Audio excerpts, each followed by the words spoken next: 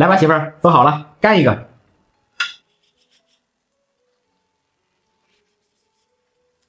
老公，哎，这么热的天儿，我想喝点冷饮。你想喝什么冷饮啊？我想喝点酸梅汤，酸酸的，甜甜的。天气越来越热了，媳妇儿想喝酸梅汤了。那么今天我来给她做，接下来看一下我是怎么做的吧。做酸梅汤的主要原料有乌梅、山楂、陈皮、甘草、薄荷叶、玫瑰茄、桑葚、冰糖、桂花。酸梅汤清凉解暑，非常适合这个季节喝。首先把准备好的各种食材放到大碗中，在煮之前先加入清水，简单清洗一下，洗掉灰尘和一些杂质。因为里面有玫瑰茄，不能长时间浸泡，简单清洗一遍，然后捞出来控一下水分。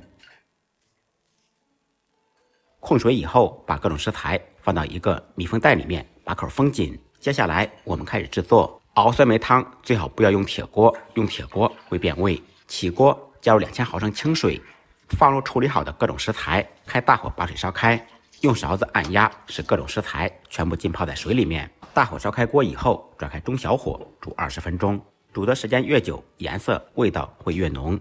20分钟以后，掀开盖子，酸梅汤就熬好了。把火关掉，放入100克黄冰糖，甜度根据个人口味，再放入桂花，晾凉以后倒到瓶子里面，放到冰箱冷藏，味道会更佳。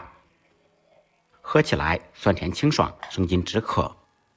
今天我们就再解锁一个超好喝的做法：杯子里面放上冰块，再放上1小勺蜂蜜，倒入熬好晾凉的酸梅汤，别具一番风味。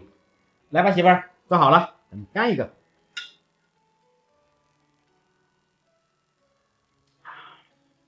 味道怎么样？喝完以后浑身清凉舒服，比外面卖的还要好喝。以后咱也不用去外边买了，太棒了。朋友们可以按照我的方法试一下啊，然后咱们清凉过完整个夏天，再忙再累，记得按时吃饭。我们下期视频见，拜拜。